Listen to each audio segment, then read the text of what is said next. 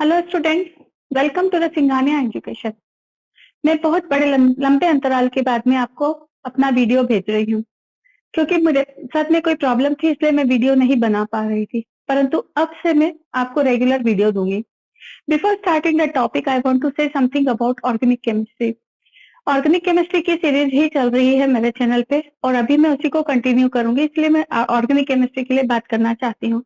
Organic chemistry एक ऐसा part है जिसको आपको रिपीटेडली रिपीटेडली प्रैक्टिस करना होती है, और वो भी लिख लिख कर। जब तक आप लिख लिख कर रिवाइज नहीं करेंगे, ऑर्गेनिक केमिस्ट्री की को याद करना संभव ही नहीं है।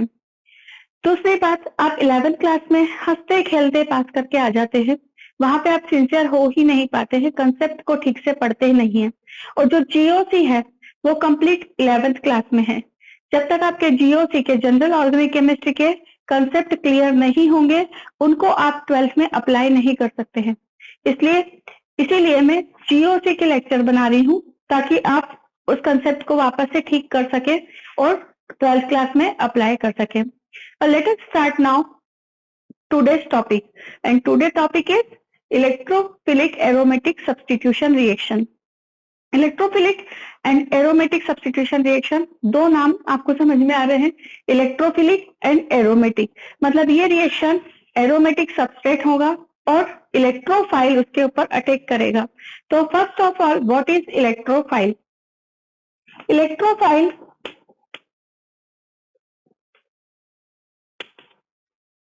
Electrophiles are those species which can accept two electron. वो इलेक्ट्रॉन स्पीशीज जो कि दो इलेक्ट्रॉन को एक्सेप्ट कर सकती है, वही स्पीशीज क्या कहलाएगी? इलेक्ट्रोफाइल कहलाएगी। तो इलेक्ट्रोफाइल्स के हम एग्जांपल्स ले सकते हैं। तो फर्स्ट एग्जांपल आप लिखिए, चार्ज्ड इलेक्ट्रोफाइल।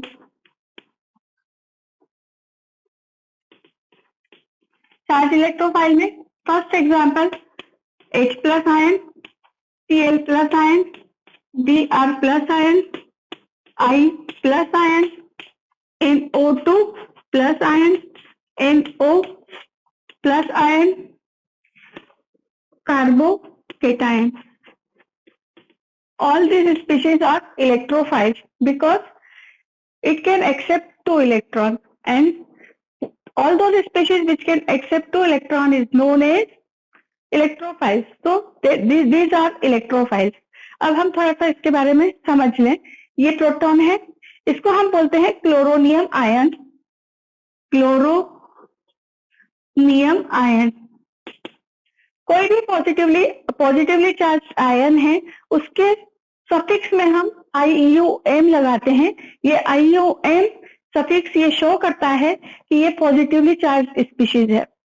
इसी तरह से ये bromonium ion, bromonium ion, this is iodonium ion, this is nitronium ion, this is nitrosonium ion and carbocation. All these species are positively charge species, but ऐसा कोई जरूरी नहीं है कि सारी पॉजिटिवली चार्ज स्पीशीज ही इलेक्ट्रोफाइल्स होती है। कई पॉजिटिवली चार्ज स्पीशीज है जो कि इलेक्ट्रोफाइल नहीं है। जैसे मैं एक एग्जांपल आपको देती हूँ, अमोनियम+ आयन, NH4+ आयन। यहाँ पे इसके पास में प्लस आयन है, but it can not accept two electron because it don't have any space to accommodate incoming electron. तो यहाँ पे ये इनकमिंग इलेक्ट्रॉन्स को अकोमोडेट नहीं कर सकता है, इसलिए ये एज ए इलेक्ट्रोफाइल बिहेव नहीं करता है। But in aqueous solution it provides electrophile. How? NH4 when dissolved present in aqueous solution, it gives H+ ion plus NH2.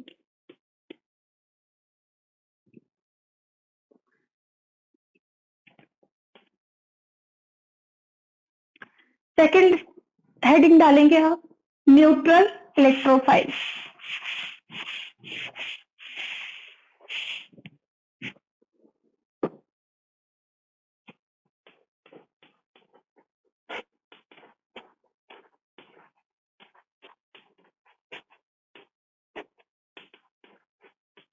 Neutral electrophiles are those compounds which as a whole don't have any charge on that. उनका वो compound जिनके ऊपर कोई charge नहीं होता है, फिर भी वो इलेक्ट्रोफाइल जैसा बिहेव करते हैं, because they are hypovalent compound. Or in simple way I can say these are electron deficient compound. And आपको एग्जाम्पल इसके पता है, लुईस एसिड, जैसे BPR3, BCl3, AgCl3, AnCl3, ZnCl2. ये जो कंपाउंड है हाइपोवेलेंट कंपाउंड है. मैं एक सिंपल एग्जांपल आपको लेके बता देती हूँ. BCl3, boron. बोरॉन के आउटर मोस्ट शेल में बोरॉन का एटॉमिक नंबर 5 होता है और इसके आउटर मोस्ट शेल में 3 इलेक्ट्रॉन होते हैं. It has 3 electron in its valence shell. तो ये क्या करता है, 3 क्लोरीन एटम से कोवैलेंट बॉन्ड फॉर्म कर लेता है. किस तरह से, क्लोरीन के आउटर मोस्ट शेल में 7 इलेक्ट्रॉन है, तो क्लोरीन के साथ में ये कोवैलेंट बॉन्ड बना लेता है. यहाँ पे मैं सबका नहीं बना रही. अब यहाँ पे इसका भी ऑक्टेट कंप्लीट है. आप देखिए, इन द सिमिलर वे इसका भी ऑक्टेट कंप्लीट है. इन द सिमिलर वे इसका भी ऑक्टेट कंप्लीट है. But what happened to the boron? Boron has only 6 electron in it outermost shell. It has 2 electron less than octet. तो अभी भी इसको 2 इलेक्ट्रॉन अपने ऑक्टेट को कंप्लीट करने के लिए चाहिए. मतलब ये क्या है, इलेक्ट्रॉन डेफिशिएंट है. और this species behaves as electrophile, क्योंकि ये अभी भी 2 इलेक्ट्रॉन को एक्सेप्ट कर सकती है और इसके पास में वैकेंट ऑर्बिटल भी है. कैसे, आप देखिए, आउटरमोस्ट ऑर्बिटल में जब हम इसका इलेक्ट्रॉनिक कॉन्फ़िगरेशन लिखेंगे तो क्या आएगा. अगर हम एक्साइटेड स्टेट में भी इसको डालते हैं तो इसके पास में 3 हाफ फील्ड ऑर्बिटल हैं. अभी भी इसके पास में इलेक्ट्रॉन को अकोमोडेट करने के लिए एक ऑर्बिटल वैकेंट रहेगा, क्योंकि ये 3 ऑर्बिटल क्या करेंगे, sp2 हाइब्रिडाइज होके बॉन्ड बना लेंगे, कोवैलेंट बॉन्ड. और ये एक p ऑर्बिटल अभी भी इसके पास में बचता है जो कि इलेक्ट्रॉन को एक्सेप्ट कर सकता है. तो थर्ड एग्जाम्पल आप लिखेंगे, एम्बिडेंटेड ग्रुप. कुछ ग्रुप्स होते हैं जो कि एम्बिडेंटेड होते हैं. Ambidentate groups,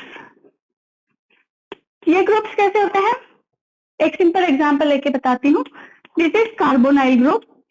in this carbonyl group oxygen, the electronegativity of oxygen is more than carbon. यहाँ पे ये जो पाई बॉन्ड बना है, ये पाई बॉन्ड के इलेक्ट्रॉन वीकली हेल्ड होते हैं. ऑक्सीजन की इलेक्ट्रोनेगेटिविटी ज्यादा होती है, तो ये क्या करता है, इसके इलेक्ट्रॉन पेयर को अट्रैक्ट कर लेता है टुवर्ड्स इट. और यहाँ पे अब जो नई स्पीशीज बनती है वो क्या बन जाती है, C सिंगल बॉन्ड O पे नेगेटिव चार्ज N. अब अगर ये कार्बोनाइल ग्रुप इसके इस सेंटर से किसी सबस्ट्रेट पर अटैक करता है तो ये क्या करता है, एज ए इलेक्ट्रोफाइल बिहेव करता है. और यदि किसी सबस्ट्रेट पे इस सेंटर से अटैक करता है तो वो एज ए न्यूक्लियोफाइल बिहेव करता है. इस तरह से ये जो ग्रुप है ये न्यूक्लियोफाइल और इलेक्ट्रोफाइल दोनों जैसा बिहेव कर सकता है, इसलिए हम इसको एम्बिडेंटेड ग्रुप कहते हैं. इसी तरह से एक एग्जांपल और आप ले सकते हैं, C ट्रिपल बॉन्ड N. इसमें भी सेम नाइट्रोजन की इलेक्ट्रोनेगेटिविटी कार्बन से ज्यादा होती है, तो ये क्या करता है, C डबल बॉन्ड N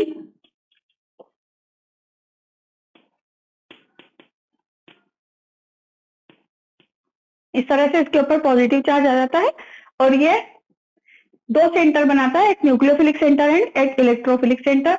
और भी आप एग्जांपल ले सकते हैं, C double bond O OH. यहाँ पे भी ये इलेक्ट्रॉन इसके यहाँ चले जाएंगे और O माइनस OH. इस तरह से ये एम्बिडेंटेड इलेक्ट्रोफाइल जैसा बिहेव करता है।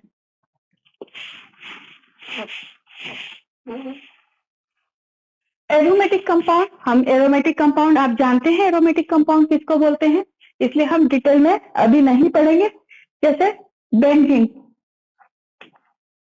बेंजीन में क्या होता है, 3 डबल बॉन्ड होते हैं और ये कंपाउंड एरोमेटिक कंपाउंड की कैटेगरी में आता है। क्यों आता है ये आपको पता है, क्योंकि मैं अभी इसकी बता देती हूँ। ये एटम, ये जो मॉलिक्यूल है ये है प्लेनर, साइक्लिक, कंजुगेटेड सिस्टम है, कंजुगेटेड अभी समझाती हूँ मैं, कंजुगेटेड सिस्टम है। एंड इसके पास में 4n+2 पाई इलेक्ट्रॉन रूल को फॉलो करता है, हकल रूल को फॉलो करता है। पहले हम प्लेनर है क्योंकि यहाँ पे हर कार्बन जो है वो sp2 हाइब्रिडाइज्ड है और sp2 हाइब्रिडाइजेशन के बाद में जो भी ज्योमेट्री बनती है वो ज्योमेट्री होती है प्लेनर, क्योंकि यहाँ पे हर कार्बन क्या बनाता है, प्लेनर ट्रायंगुलर शेप बनाता है, इसलिए ये पूरा मॉलिक्यूल प्लेनर है। साइक्लिक है जो कि आपको नजर आ रहा है। कंजुगेटेड मतलब एक सिंगल बॉन्ड, एक डबल बॉन्ड, एक सिंगल बॉन्ड, एक डबल बॉन्ड, एक सिंगल बॉन्ड, एक डबल बॉन्ड, इस तरह से इसमें कंजुगेशन है। चौथी बात, इसमें 4n+2 पाई इलेक्ट्रॉन है, क्योंकि देखो यहाँ पे कितने पाई बॉन्ड है, 3 पाई बॉन्ड है, एक बॉन्ड के साथ में 2 इलेक्ट्रॉन, तो 3 पाई बॉन्ड के पास में 6 इलेक्ट्रॉन होगा। तो यहाँ पे अगर मैं इनकी जगह 1 रखूं तो 4+2 पाई इलेक्ट्रॉन। जो भी स्पीशीज या जो भी मॉलिक्यूल इस रूल को फॉलो करता है, हकल रूल के अकॉर्डिंग, उसमें पाई इलेक्ट्रॉन होते हैं और उसमें ये चारों क्वालिटी होती है, वो कंपाउंड एरोमेटिक होता है। तो बेंजीन एरोमेटिक कंपाउंड है। अब मैं अपने टॉपिक पे आती हूँ, इलेक्ट्रोफिलिक एरोमेटिक सब्स्टिट्यूशन रिएक्शन। अभी तक हमने समझा इलेक्ट्रोफाइल एंड एरोमेटिक स्पीशीज, अब हम आ रहे हैं रिएक्शन पे। तो इलेक्ट्रोफिलिक एरोमेटिक सब्स्टिट्यूशन मतलब, सब्स्टिट्यूशन मतलब एक चीज को हटाना और उसकी जगह पे कोई दूसरी चीज का लग जाना। और इलेक्ट्रोफिलिक एरोमेटिक मतलब जो इलेक्ट्रोफाइल है वो क्या करेगा, अटैक करेगा किसी एरोमेटिक कंपाउंड पे और उसमें पुराने इलेक्ट्रोफाइल को वो बाहर निकाल के खुद सब्स्टिट्यूट हो जाएगा। This reaction is known as electrophilic aromatic substitution reaction. इसके पहले मैं एक एग्जांपल दे रही हूँ, थोड़ा सा हम डबल बॉन्ड वाले कंपाउंड और एरोमेटिक कंपाउंड में डिफरेंस भी हो जाएगा और बेंजीन ये रिएक्शन क्यों देता है वो भी हमें समझ में आ जाएगा। तो मैं एग्जांपल ले रही हूँ, एक compound cyclohexene, alkanes are cyclohexene, when react with bromine gives a compound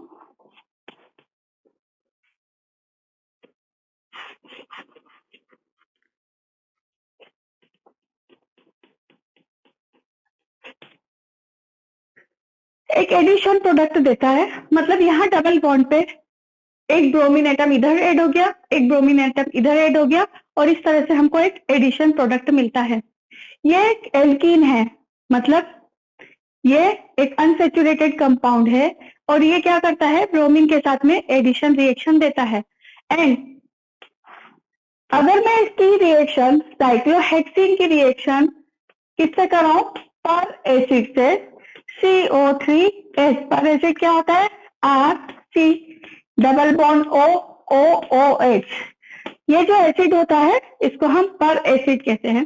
इस पर एसिड की जब हम इस पे रिएक्शन करवाते हैं तो यहाँ पे भी हमको एक एडिशन प्रोडक्ट मिलता है।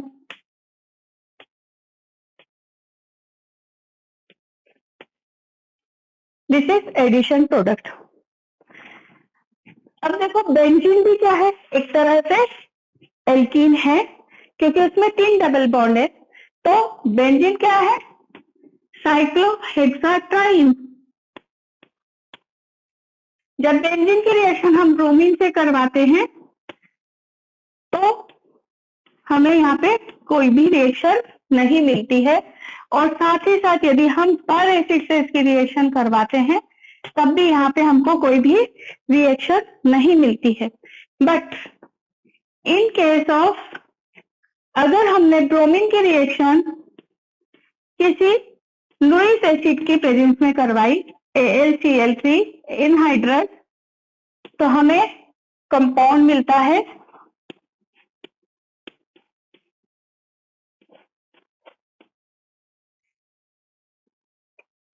यहाँ पे आप देख सकते हैं कि हमें एक सब्स्टिट्यूटेड कंपाउंड मिला है, सब्स्टिट्यूशन प्रोडक्ट मिला है, ना कि एडिशन प्रोडक्ट मिला है।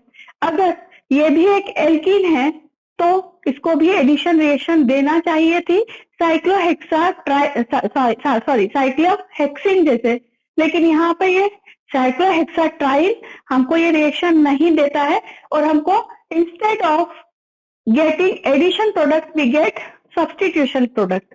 तो इसका मतलब क्या है, जो बेंजीन है वो लेस रिएक्टिव है और लेस रिएक्टिव होने का कारण क्या है, इसमें एरोमेटिक, क्योंकि ये एक एरोमेटिक कंपाउंड है इसलिए हमको ये सब्स्टिट्यूशन रिएक्शन देता है।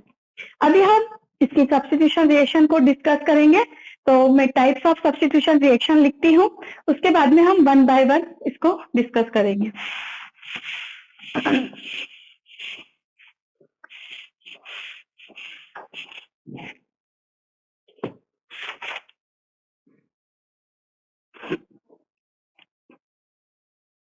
अब आप हेडिंग डालिए substitution reaction, substitution, electrophilic substitution, आप पूरा कर लेना इसको, electrophilic substitution reaction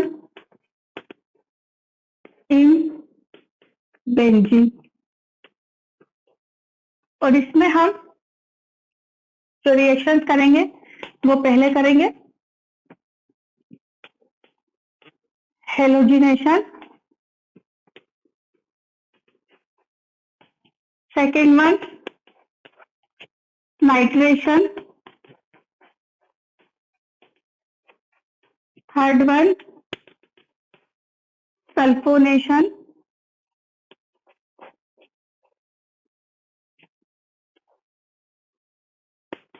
fourth one Friedel craft alkylation and acylation. देखो आज हम ये तीन रिएक्शन को डिस्कस करेंगे विथ मैकेनिज्म। ये जो फोर्थ रिएक्शन है Friedel craft alkylation and acylation, इसको मैं एक सेपरेट वीडियो में दूंगी, क्योंकि इस वीडियो में अगर मैं इसको भी कवर करूंगी तो वीडियो की लेंथ बहुत बड़ी हो जाएगी और मैं नहीं चाहती कि मैं आपको बहुत बड़ा वीडियो दूं ताकि आप उसको देखने में आप बोर हो जाए, एंड तक आते आते आप उसको देख ही ना पाए। तो इसलिए मैं इस रिएक्शन को एक सेपरेट वीडियो में दूंगी और आज हम जो डिस्कस करेंगे वो ये तीन रिएक्शन को डिस्कस करेंगे। तो let us start now halogenation. देखो हेलोजिनेशन में जो इलेक्ट्रोफाइल होंगे वो क्या होगा, हेलोनियम आयन, मैंने आपको पहले ही समझा दिया है, हेलोजन पे प्लस चार्ज आना और प्लस चार्ज के लिए हम सफिक्स लगाते हैं IUN। तो यहाँ पे जो इलेक्ट्रोफाइल बनेगा उसको हम बोलेंगे हेलोनियम आयन, यहाँ पे जो इलेक्ट्रोफाइल बनेगा उसको हम बोलेंगे नाइट्रोनियम आयन, यहाँ पे जो इलेक्ट्रोफाइल बनेगा उसको हम बोलेंगे सल्फोनियम आयन। ठीक है, और यहाँ पे रिएक्शन होती है, यहाँ पे रिएक्शन होती है एसाइल और कार्बोकेटाइन के थ्रू। तो अब ये रिएक्शन हम सेपरेट वीडियो में पढ़ेंगे तो इसका डिटेल में सेपरेट वीडियो में दूंगी। Let us start now halogenation reaction.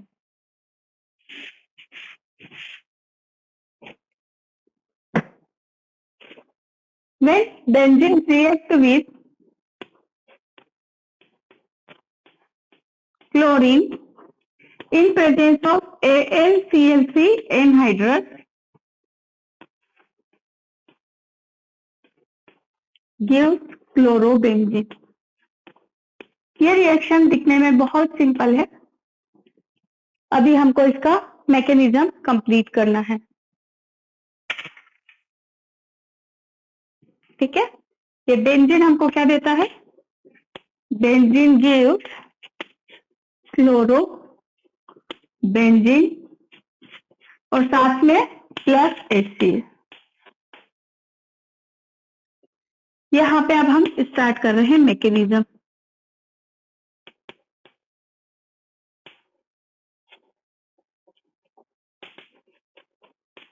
देखो, जो इलेक्ट्रोफिलिक सब्स्टिट्यूशन रिएक्शन है उसका जो मैकेनिज्म है वो 3 स्टेप में होता है। फर्स्ट स्टेप होती है step first, generation of electrophiles.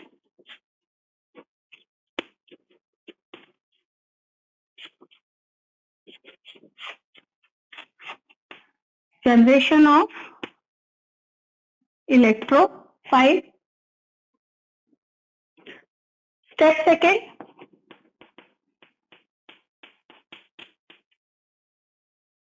Attack of electrophile. Attack of electrophile. और third step, step third is removal of old electrophile।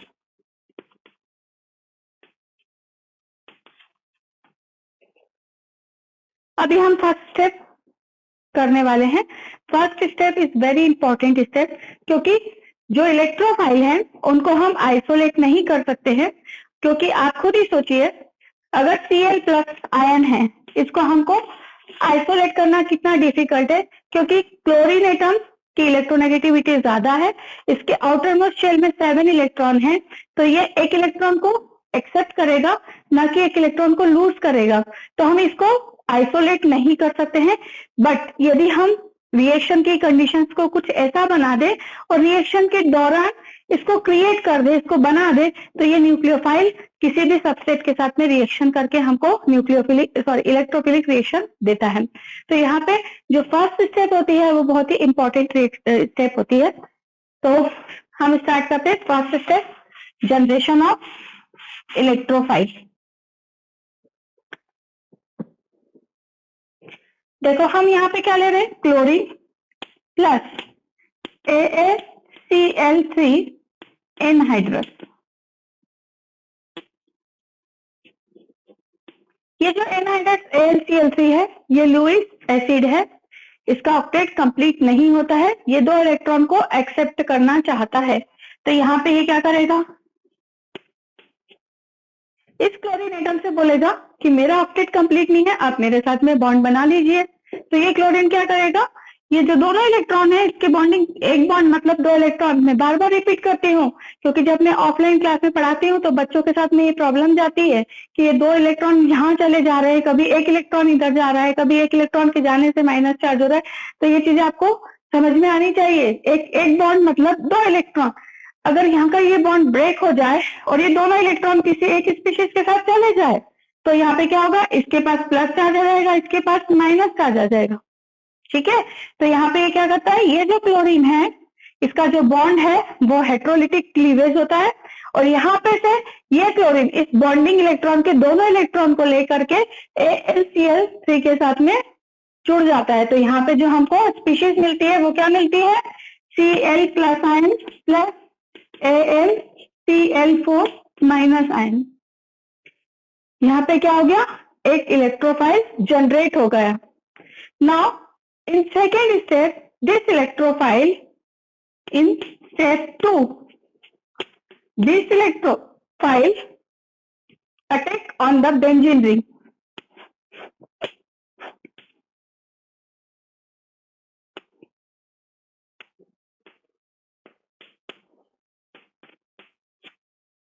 और ये जो स्टेप है, इस स्टेप की, इस रिएक्शन की ये स्टेप जो है वो कौन सी है, स्लो स्टेप है, और यही इसकी क्या है, RDS भी है।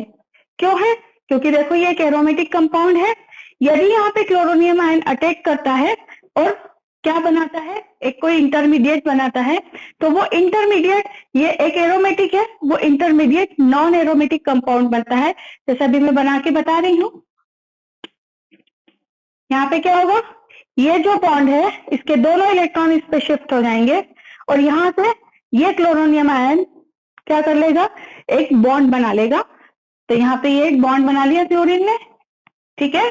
और यहाँ पे ये बॉन्ड टूट चुका है, इस बॉन्ड को टूटने में यहाँ पे इस कार्बन का नुकसान हो गया है, तो इस पे कार्बन पे क्या आएगा, नुकसान हो गया, मतलब इसका भी एक इलेक्ट्रॉन उसके साथ चला गया है, तो इसके ऊपर क्या आ जाएगा, प्लस चार्ज आ जाएगा।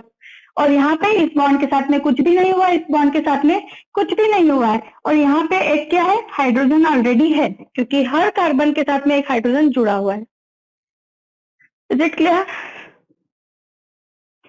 देखो यहाँ से क्या हो रहा है, ये एरोमेटिक कंपाउंड है और ये एक नॉन एरोमेटिक कंपाउंड है। Aromatic compound non aromatic compound से ज्यादा स्टेबल होता है, तो यहाँ पे इसकी एरोमेटिसिटी लॉस हो रही है, मतलब इसकी स्टेबिलिटी लॉस हो रहा है।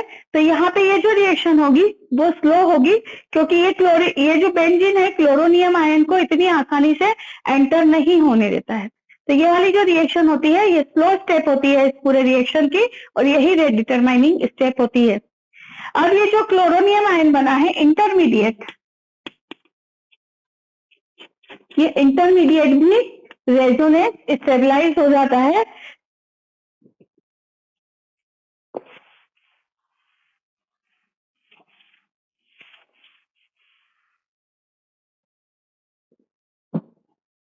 कैसे स्टेबलाइज हो जाता है, यहाँ पे आप रेजोनेटिंग स्ट्रक्चर बनाएंगे।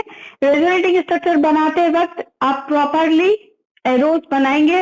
अगर आपने एरोज प्रॉपरली बनाए हैं तो आपका कोई चांस ही नहीं होता है कि ये स्ट्रक्चर गलत हो। गलत तभी बनते हैं जबकि आपको इलेक्ट्रॉन का मूवमेंट नहीं आता है, ठीक है। यहाँ से ये बॉन्ड टूटा, ये बॉन्ड टूट के यहाँ बना, इस बॉन्ड के यहाँ से टूटने में, यहाँ जाने में, बॉन्ड बनाने में क्या हुआ, इस कार्बन एटम का इलेक्ट्रॉन भी चला गया इधर, तो यहाँ पे इस कार्बन एटम पे पॉजिटिव चार्ज आ जाएगा। तो जो नेक्स्ट स्ट्रक्चर फॉर्म होगा वो क्या होगा, प्लस चार्ज,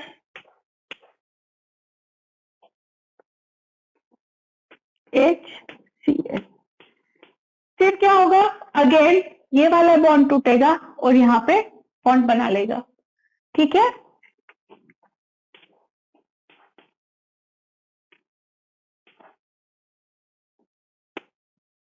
यहाँ पे क्या आ जाएगा, प्लस चार्ज, यहाँ Cl, यहाँ H। इससे कोई फर्क नहीं पड़ता H और Cl किधर बनाया है, आप किधर भी बना सकते हैं, क्योंकि यहाँ पे ये जो कार्बन है sp3 हाइब्रिडाइज हो गया है, sp तो हाइब्रिडाइज नहीं है, तो ये टेट्राहाइड्रली एक दूसरे से जुड़े हुए हैं, ठीक है। अब ये जो बना है रेजोनेंस स्टेबलाइज हो जाता है, अब इसको हम बोलते हैं एरिनियम आयन, एरिनियम आयन। और हम इसको सिग्मा कॉम्प्लेक्स बनाते हैं, इसका इन तीनों स्टेप का एक रेजोनेंट स्टेबलाइज स्ट्रक्चर के बनाते हैं, उसको हम बोलते हैं सिग्मा कॉम्प्लेक्स। तो देखो यहाँ पे जो प्लस चार्ज है कौन कौन से कार्बन पे मूव कर रहा है, इस कार्बन पे और इस कार्बन पे। इस कार्बन पे प्लस चार्ज आ ही नहीं रहा है किसी भी सिचुएशन में, इसका मतलब रेजोनेंस कहाँ तक घूम रहा है, resonance is moving from this carbon to this carbon. तो ये प्लस चार्ज हमने इस तरह से हाफ रिंग बना के बताया। This half ring shows that plus charge don't come here, ठीक है। नाउ यहाँ पे जो जुड़ा हुआ है स्पीशीज ऐसी कैसी जोड़ देंगे आप, और इसको बोलेंगे हम सिग्मा कॉम्प्लेक्स।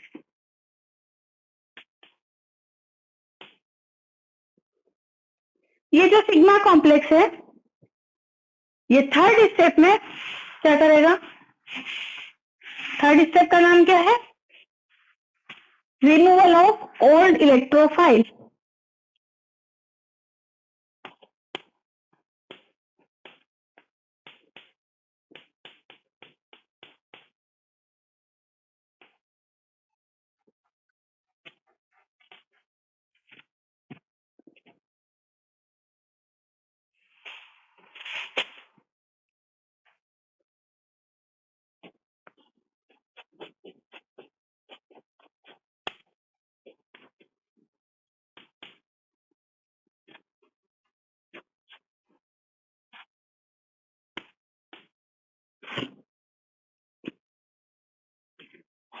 यहाँ पे हम क्या लेंगे, हमारा वो सिग्मा कॉम्प्लेक्स लेंगे, HCl, यहाँ पे पॉजिटिव चार्ज।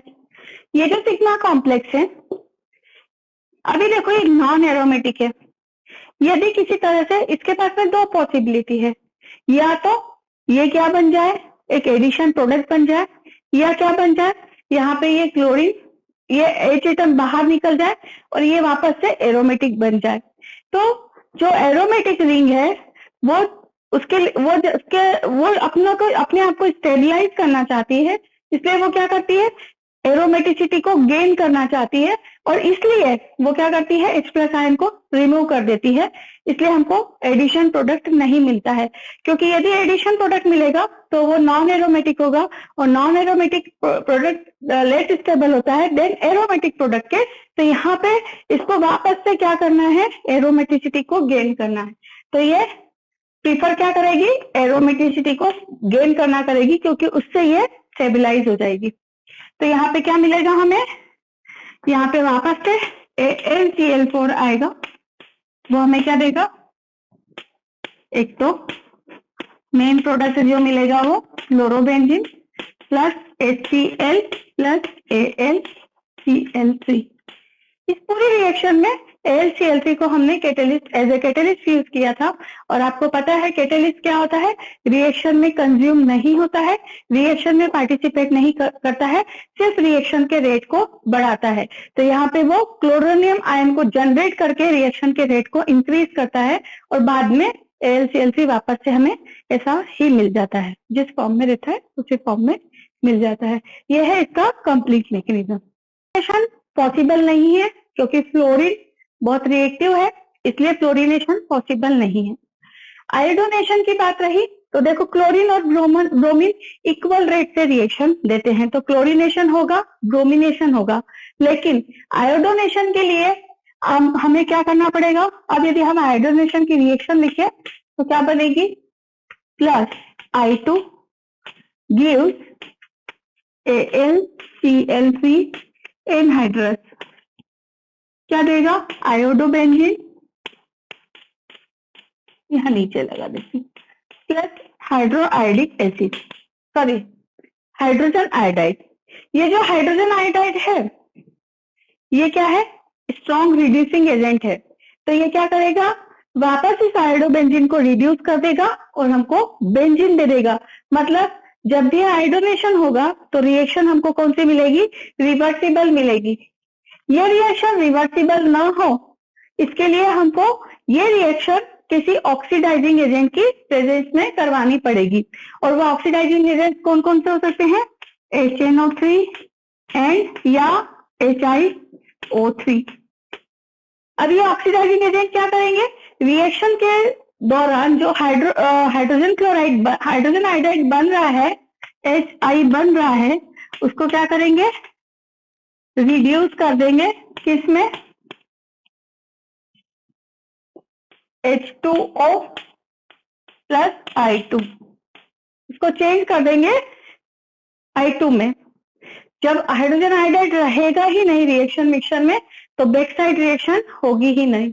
इसलिए जब भी आयोडोनेशन होगा तो आपको कोई ना कोई ऑक्सीडाइजिंग एजेंट यूज करना पड़ेगा। मैंने बीच में शायद रेडियस बोला था, ये ऑक्सीडाइजिंग एजेंट क्या करेगा, इसको ऑक्सीडाइज कर देगा।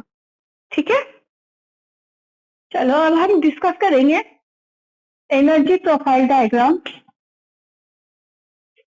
Energy profile diagram of electrophilic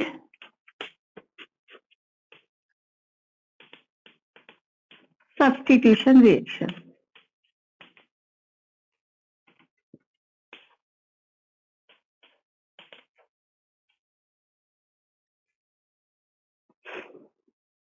अब देखो पहले मैं इसका डायग्राम ड्रॉ कर लेती हूँ, फिर आपको इसको एक्सप्लेन करती हूँ।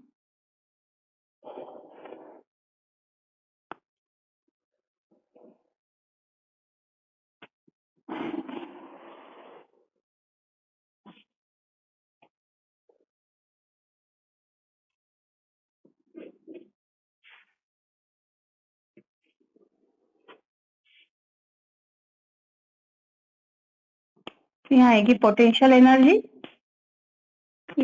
Reaction coordinate.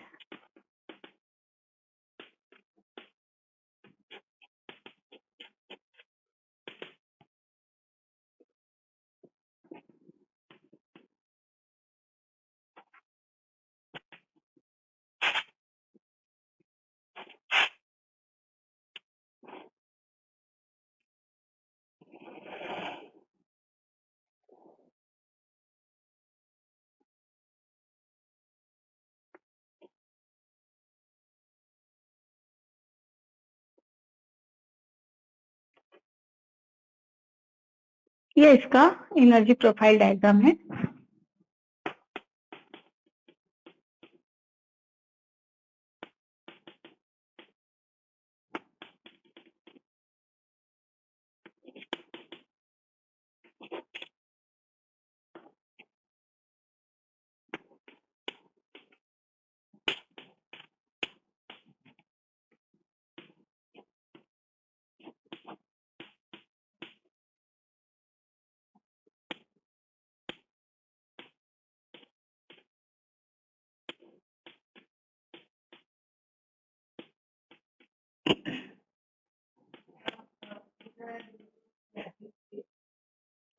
देखो ये एनर्जी लेवल डायग्राम बनाया है मैंने इसका।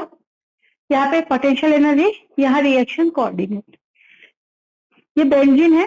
बेंजीन के ऊपर जब क्लोरोनियम आयन अटैक करता है तो बेंजीन की एरोमेटिसिटी लॉस्ट होती है, और इस एरोमेटिसिटी लॉस्ट होती है इसलिए क्या करता है, ये अपोज करता है, अपनी एरोमेटिसिटी को लॉस नहीं होने देता है। तो हमें क्या करना पड़ेगी, ज्यादा एनर्जी देना पड़ेगी, तो इसकी एक्टिवेशन एनर्जी क्या होगी, ज्यादा होगी। अब मैंने आपको पहले बताया था जब SN1 रिएक्शन पढ़ाई थी कि जब आप कार्बोकेटाइन फॉर्म होता है तो जो ये रिएक्शन इंटरमीडिएट है, यहाँ पे सिग्मा कॉम्प्लेक्स बन रहा है। तो जब रिएक्शन इंटरमीडिएट बनता है तो उसके पहले ट्रांजिशन स्टेट बनती है, और जो रिएक्शन इंटरमीडिएट वापस प्रोडक्ट में चेंज होता है तब भी उसके बीच में ट्रांजिशन स्टेट बनती है, क्योंकि डायरेक्टली प्रोडक्ट एकदम सबस्ट्रेट डायरेक्टली किसी भी इंटरमीडिएट में चेंज नहीं होता है, और डायरेक्टली इंटरमीडिएट किसी भी प्रोडक्ट में चेंज नहीं होता है, बीच में एक ट्रांजिशन स्टेट फॉर्म होती है। जो ट्रांजिशन स्टेट होती है वो लेस स्टेबल होती है देन इंटरमीडिएट की। हम इसको यहाँ पे कंपेयर इसी तरह से करते हैं, जो इंटरमीडिएट होता है वो लॉन्ग लिव्ड होता है, देन ट्रांजिशन स्टेट होता है, ये भी लेस स्टेबल है लेकिन इनसे ज्यादा स्टेबल होता है। दूसरी बात, ये जो ट्रांजिशन स्टेट में इंटरमीडिएट जो बन रहा है रिएक्शन में, उस इंटरमीडिएट को हम क्या कर सकते हैं, आइसोलेट भी कर सकते हैं। लेकिन ये जो TS1 और TS2 है इसको हम कभी भी आइसोलेट नहीं कर सकते हैं, इसको सिर्फ हम गेज कर सकते हैं। तो ये बात रही इसकी। अब यहाँ पे देखिए ट्रांजिशन स्टेट कैसे बनती है। ये जो बेंजीन है,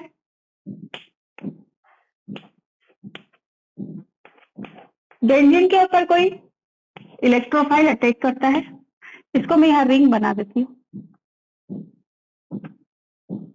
ये इलेक्ट्रोफाइल इससे पहले जुड़ता है, क्योंकि ये क्या करता है, अभी अपोज करता है इसको एंटर करने के लिए। तो यहाँ पे बीच में एक ट्रांजिशन स्टेट बनती है, उस ट्रांजिशन स्टेट को हम शो करते हैं ऐसे रिंग से बॉन्ड बनाने के बाद।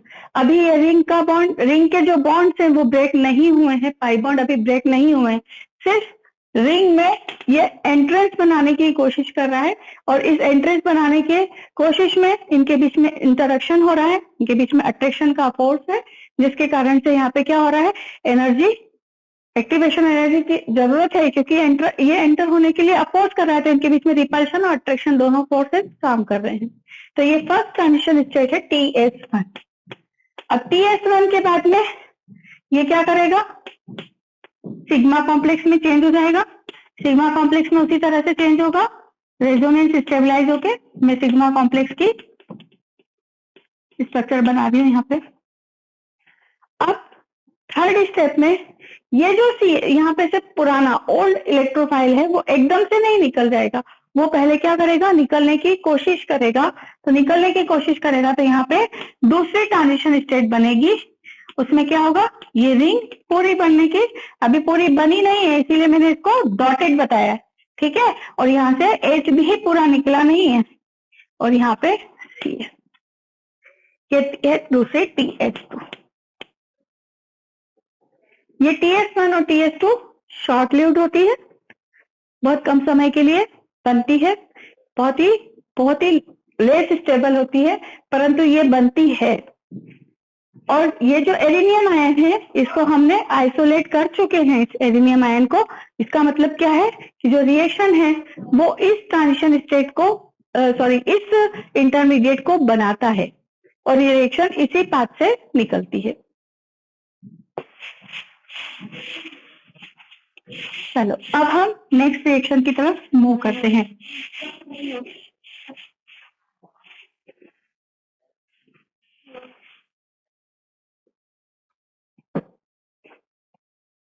नेक्स्ट रिएक्शन है नाइट्रेशन।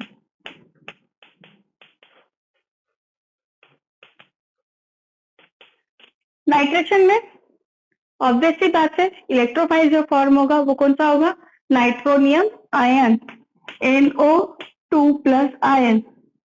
तो जो नाइट्रेशन की रिएक्शन है वो कैसे होती है, benzene when react with HNO3 in presence of concentrate H2SO4 gives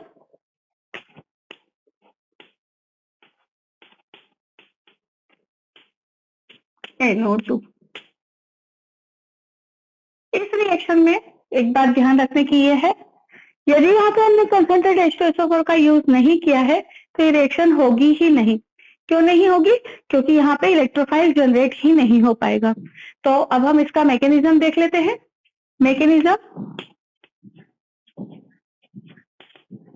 देखो, फर्स्ट स्टेप में क्या होगा, first step generation of electrophile, आप लिख लीजिएगा पूरी हेडिंग। तो उसमें क्या होगा, देखो अब HNO3 का आपको स्ट्रक्चर आना चाहिए, डबल बॉन्ड OH, ऑक्सीजन के पास में 2 लोन पेयर ऑफ इलेक्ट्रॉन है। इसको मैं उल्टा बना देती हूँ तो अटैक करवाने में ज्यादा।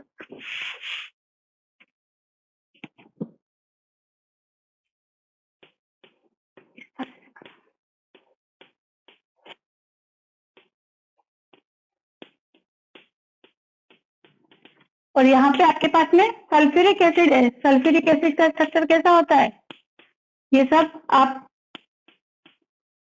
आना चाहिए। यहाँ पे ये दोनों हाइड्रोजन है, एसिडिक है। अब भाई ये भी एसिडिक है, ये भी एसिडिक है, तो why do they react with each other, ये दोनों आप एक दूसरे के साथ में क्यों रिएक्शन करें। तो यहाँ पे रिएक्शन का कारण ये है कि जो H2SO4 है ये हाईली एसिडिक होता है, और इसकी एसिडिटी इसके रेस्पेक्ट में कम होती है। ये भी एसिडिक है पर इसके रेस्पेक्ट में बहुत कम होती है। तो यहाँ पे क्या करता है, ये H+ को इजीली रिमूव करता है।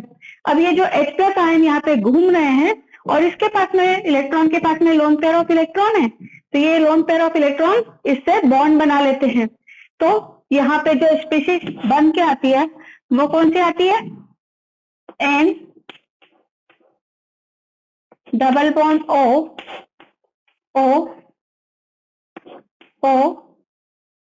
H plus charge. ऑक्सीजन ने अपने खुद के लोन पेयर ऑफ इलेक्ट्रॉन इस यहाँ से जो प्रोटॉन निकला है उसको दे दिए हैं अपने खुद के नॉन बॉन्डिंग इलेक्ट्रॉन, तो इसके ऊपर क्या चार्ज आ गया, प्लस चार्ज आ गया। और वैसे भी जब भी ऑक्सीजन के पास 3 बॉन्ड बनेंगे उसके ऊपर प्लस चार्ज रहेगा, ये आप ध्यान रखेंगे इस बात को। तो यहाँ पे क्या होगा, प्लस चार्ज आ गया।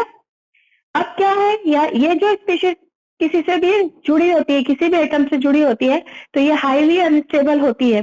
और यहाँ पे ये जो नाइट्रोजन है sp2 हाइब्रिडाइज्ड है, ये भी आपको देखना आना चाहिए। sp2 हाइब्रिडाइज क्यों है, क्योंकि यहाँ पे देखो ये नाइट्रोजन 3 सिग्मा बॉन्ड बना रहा है, 1 2 3। जब भी 3 सिग्मा बॉन्ड फॉर्म करता है कोई भी सेंट्रल एटम साइड एटम से, तो वो sp3 हाइब्रिडाइजेशन में होता है, क्योंकि उसका स्टेरिक फैक्टर Z3 हो जाता है। तो ये sp2 हाइब्रिडाइज्ड है। अब यहाँ पे क्या होगा, ये स्पीशीज बाहर निकलेगी, ये स्पीशीज बाहर निकलेगी, और ये जो सेंट्रल एटम है ये sp हाइब्रिडाइजेशन की स्टेट में आ जाएगा और नाइट्रोनियम आयन फॉर्म करेगा। तो नाइट्रोनियम आयन कैसा होगा, आप देख सकते हैं इसको, N double bond O N पे पॉजिटिव चार्ज। इस तरह से ये नाइट्रोनियम आयन फॉर्म होगा। और यहाँ पे साथ में एक HSO4, यहाँ पे इसके साथ में एक HSO4 बचेगा, जिसका मैं स्ट्रक्चर ऐसा बना सकती हूँ, ऐसी कोई दिक्कत नहीं है। O पे माइनस OH ये बचा हुआ है, अभी रिएक्शन मिक्सचर में ये बचा हुआ है अपने साथ। अब सेकेंड स्टेप में क्या होगा, अटैक ऑफ इलेक्ट्रोफाइल। तो in second step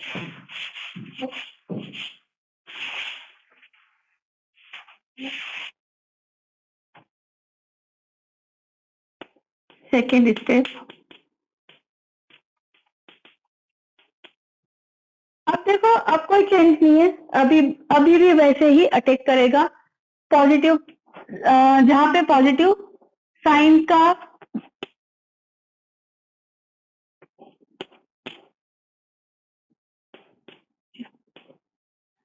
nitronium ion कौन सा बनाया हमने, N double bond O plus charge क्या देगा, ये बॉन्ड ब्रेक होगा और यहाँ से टूट के इसको इलेक्ट्रॉन देगा।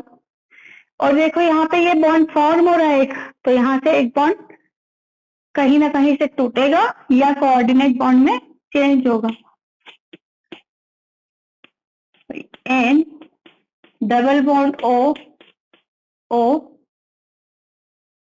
यहाँ पे आएगा प्लस चार्ज। अब ये क्या हो जाएगी, स्पीशीज रेजोनेंस स्टेबलाइज हो जाएगी। तो मैं इसका डायरेक्ट क्या बना दूं, सिग्मा कॉम्प्लेक्स बना दूं, बीच के स्ट्रक्चर आप खुद से बनाएंगे।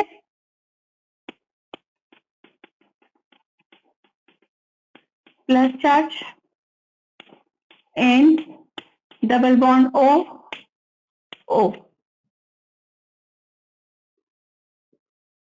और थर्ड स्टेप में क्या होगा, step third, in third step this sigma complex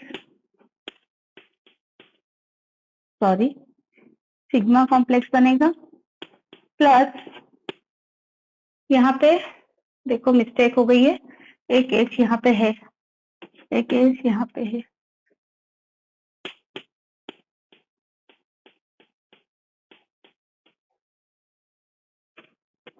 ये किससे रिएक्शन करेगा, HSO4 माइनस से, और अब ये प्रोटॉन बाहर निकल जाएगा और हमको वापस से क्या मिल जाएगा, नाइट्रोबेंजीन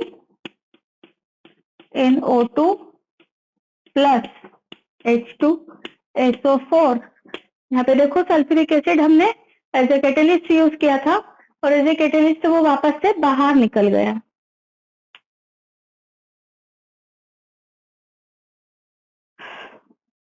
थर्ड स्टेप कंप्लीट हो गई है। अब चलो हम नेक्स्ट रिएक्शन पे आते हैं, सल्फोनेशन। ये reaction halogenation reaction, nitration reaction और सल्फोनेशन रिएक्शन तीनों की सेकेंड स्टेप सेम होती है, केवल फर्स्ट स्टेप चेंज होती है क्योंकि उसमें जो इलेक्ट्रोफाइलेंस का जनरेशन डिफरेंट टाइप से होता है। तो यहाँ पे हम कर रहे हैं सल्फोनेशन। अब सल्फोनेशन की रिएक्शन में जब benzene when react with concentrated H2SO4 only gives benzene sulfonic acid SO3H, and this compound is very important in industries because when we manufacture phenol, we use this reaction because we cannot prepare directly phenol from direct benzene. So this reaction is very important in industry. तो यहाँ पे ये जो reaction हो रही है उसमें H2SO4 concentrate H2SO4 को जब बेंजीन से रिएक्ट करवाते हैं तो बेंजीन सल्फोनिक एसिड बनता है। ये बेंजीन सल्फोनिक एसिड उतना ही स्ट्रॉन्ग एसिड होता है जितना कि सल्फ्यूरिक एसिड होता है। यानी कि HCl से भी ज्यादा स्ट्रांग होता है। तो इस बेंजीन सल्फोनिक एसिड को एज ए साल्ट हम क्या कर सकते हैं, आइसोलेट भी कर सकते हैं, क्रिस्टलाइज भी कर सकते हैं। तो जब हम इसको सोडियम क्लोराइड से रिएक्ट करवाते हैं तो हमको इसका सोडियम साल्ट मिल जाता है और वो क्रिस्टलाइज किया जा सकता है। तो ये एक इम्पॉर्टेंट रिएक्शन है। तो चलो इसका हम क्या कर लें, मैकेनिज्म देख लें।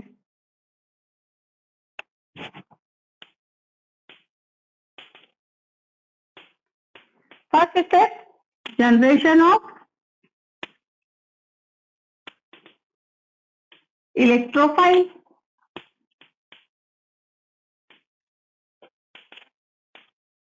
इलेक्ट्रोफाइल जनरेट कैसे होगा, यहाँ पे देखो H2SO4 बहुत ही स्ट्रॉन्ग एसिड होता है। तो यहाँ पे मैंने 2 सल्फ्यूरिक एसिड के मॉलिक्यूल बनाती हूँ, OH OH, और बहुत स्ट्रॉन्ग एसिड होने की वजह से इसमें H+ आयन का कंसंट्रेशन बहुत ज्यादा होता है।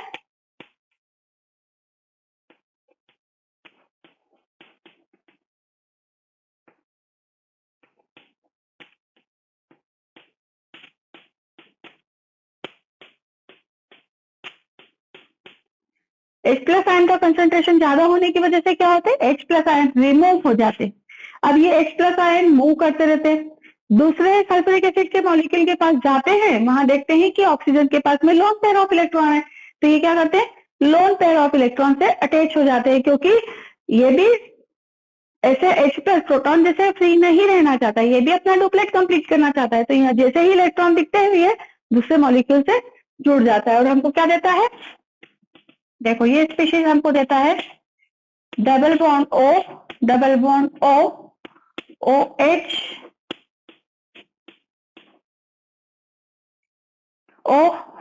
H plus charge plus HSO4 minus.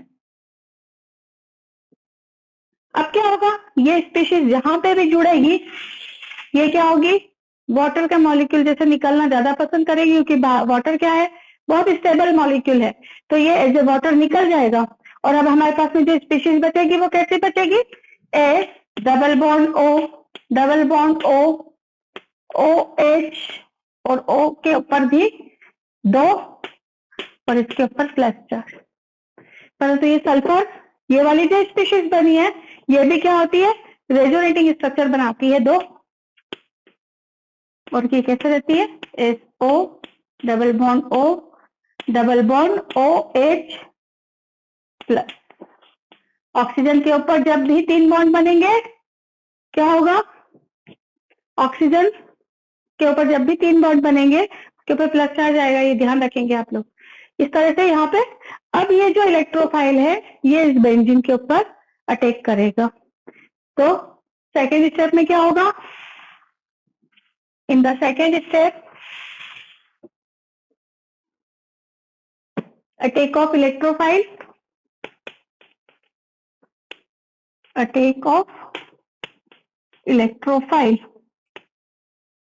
कैसे अटैक करेगा, benzene plus H double bond O, किसी भी स्पीशीज से आप अटैक करवा सकते हैं। यहाँ पे OH प्लस चार्ज, यहाँ पे क्या होगा, ये बॉन्ड के इलेक्ट्रॉन यहाँ जाएंगे और इसके ऊपर प्लस चार्ज आएगा और ये इससे इलेक्ट्रॉन को लेगा। तो यहाँ पे क्या हो जाएगा, यहाँ पे प्लस चार्ज, यहाँ पे H double bond O OH plus.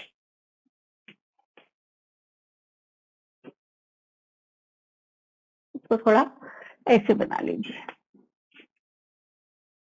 अब वापस से ये सिग्मा कॉम्प्लेक्स बनाएगा, वो आप बना लेंगे, इसका फाइनल प्रोडक्ट भी आप बना लेंगे, क्योंकि अब यहाँ पे कोई प्रॉब्लम नहीं है। अब कभी कभी ये जो सल्फोनेशन है अभी हमने किससे करवाया, कंसंट्रेट H2SO4 से करवाया। चलो मैं पूरी करवा ही देती हूँ। यहाँ पे थर्ड स्टेप में क्या बनेगा, जो ये HSO4 आयन बचा है ये वापस से अटैक करेगा किसके ऊपर? इसके ऊपर इसका जो आयन बन जाएगा सिग्मा कॉम्प्लेक्स, यहाँ बना देती हूँ sigma complex.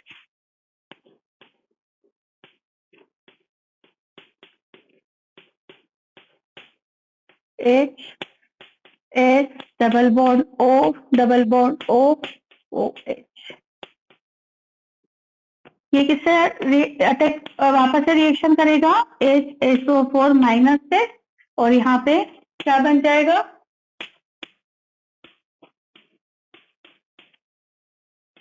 H double bond O double bond O OH plus H2SO।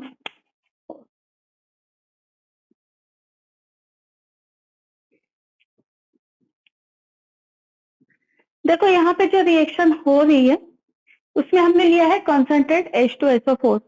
जब हम इंडस्ट्रीज में सल्फोनेशन रिएक्शन करवाते हैं तो वहां पे हम ओलियम लेते हैं। ओलियम क्या होता है? Oleum is the mixture of sulphur trioxide gas with concentrate H2SO4।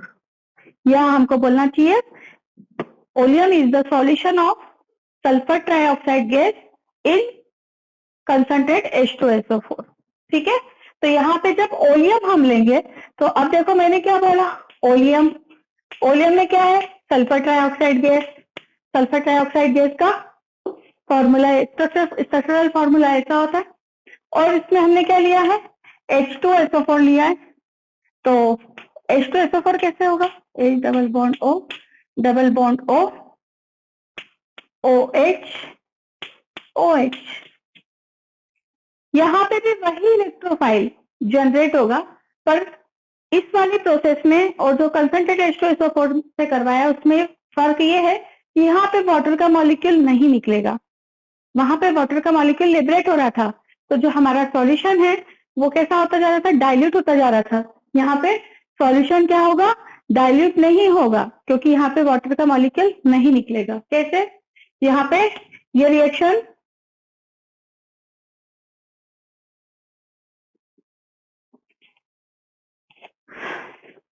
यहाँ पे क्या होगा?